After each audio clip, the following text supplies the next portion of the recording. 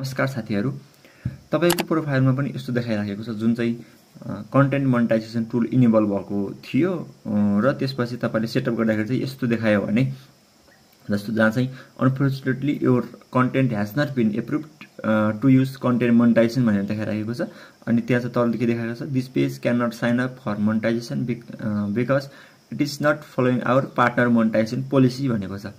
अब यो भनेको चाहिँ के भन्दाखेरि कन्टेन्ट मोनेटाइजेसनको लागि चाहिँ हामीले चाहिँ तपाईको अकाउन्टलाई चाहिँ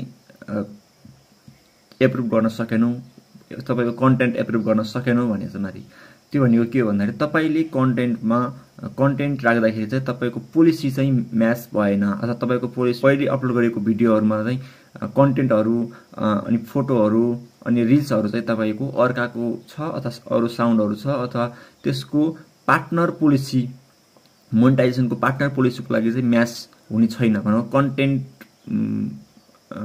कन्टेन्ट मोनेटाइजेसनको लागि फलो हुनुपर्ने पार्टनर पोलिसी चाहिँ म्याच भएको छैन भनेको छ। त्यो भनेको चाहिँ कस्तो भन्दाखेरि पार्टनर पोलिसीमा के पर्छ भन्ने कुरा चाहिँ बुझ्नुपर्छ। पार्टनर पोलिसी अन्तर्गत तपाईले चाहिँ एउटा भिडियो अथवा फोटोहरु चाहिँ एक पटक पोस्ट गर्न बित्तिकै तपाईले म्याक्सिमम 3 वटा ग्रुप भन्दा बढीमा शेयर नगर्नु होला अथवा नगरेको हुनुपर्छ भन्छ अहिले। सँगसँगै तपाईले पोस्ट गर्ने भिडियो अनि फोटो र कन्टेन्ट टेक्स्टहरुमा चाहिँ तपाईले चाहिँ विभिन्न शब्दहरु जस्तो बलात्कारहरु, हत्या, हिंसा त्यस्तो टाइपको शब्दहरु चाहिँ प्रयोग गर्न हुँदैन। र सँगसँगै तपाईले चाहिँ अथराइज्ड डेटा भन्दा अरु डेटाहरु चाहिँ प्रयोग गरेर त्यसलाई पनि राख्दाखेरि चाहिँ त्यसको पार्टनर मोनेटाइजेसन पोलिसी अन्तर्गत त्यसको पर्दैन। र चाहिँ त्यहाँ तपाईको पोलिसी सी पोलिसी इस्यु भनेर देखाएको छ। त्यहाँ गर्दाखेरि चाहिँ के भन्छ you are able to earn money with star अथवा अनदर टुल्स भन्छ। त्यो भनेको तपाईले चाहिँ कन्टेन्ट मोनेटाइजेसन बाट चाहिँ इन्कम गर्न सक्नुहुन्न, तर चाहिँ तपाईले स्टार र अन्य मोनेटाइजेसन टुलहरु चाहिँ युज गर्न सक्नुहुन्छ भनेर चाहिँ देखाइराखेको छ। र सँगसँगै अब हामीले चाहिँ कन्टेन्ट मोनेटाइजेसन टुल चाहिँ ल्याउनलाई चाहिँ के गर्ने अथवा यो इस्यु चाहिँ जुन हामीले यहाँ देखाइराखेको छ यस्तो इस्युहरु चाहिँ तपाईले हटाउनलाई चाहिँ के गर्ने भन्ने विषयमा चाहिँ जानकारी दिन्छु। यो हटाउनको लागि तपाईले सर्वप्रथम के गर्नु पर्यो भन्दाखेरि तपाईले आफ्नो प्रोफाइलहरु सरर एकपटक हेर्नुस्, तपाईले फोटोहरु हेर्नुस् र रिल्सहरु हेर्नुस्।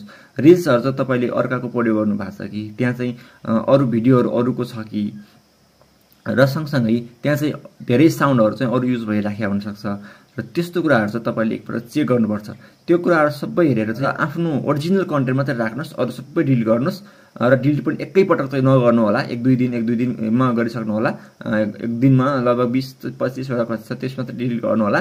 र त्यसरी गर्यो भने त्यसपछि चाहिँ हामीलाई फेरि फेसबुकलाई एकपटक रिभ्यु गर्न लगाउनु पर्छ र फेसबुकले रिभ्यु गरेर तपाईको कन्टेन्टमा अब चाहिँ ओरिजिनल कन्टेन्ट छ भन्यो भने चाहिँ फेरि कन्टेन्ट मोनेटाइजेसन इनेबल हुन सक्छ। तपाईले कन्टेन्ट मोनेटाइजेसनबाट त इन्कम गर्ने हो नि त, अनि आम्दानी गर्न अरुको कन्टेन्ट अरुको भिडियोहरु युज गरेर तपाईले चाहिँ आम्दानी गर्न सक्नुहुन्न। त्यसको लागि चाहिँ तपाईले कुनै लाग्नुपर्ने हुन्छ र आफूले नै त्यहाँबाट चाहिँ आम्दानी गर्न सक्नुहुन्छ। यसरी चाहिँ तपाईले यो इस्युहरुलाई चाहिँ सल्भ गर्न सक्नुहुन्छ। तपाईलाई मैले भनिसके के गर्न सक्नुहुन्छ भन्दाखेरि पहिले चाहिँ तपाईले आफ्नो भिडियोहरु हेर्नुस् र रिल्सहरु पनि हेर्नुस् र फोटोहरु पनि हेर्नुस्। तपाईको आफ्नो ओरिजिनल हो कि होइन, तपाईको त्यो त्यसमा चाहिँ आफ्नो ओरिजिनल कन्टेन्ट हुनु पर्यो।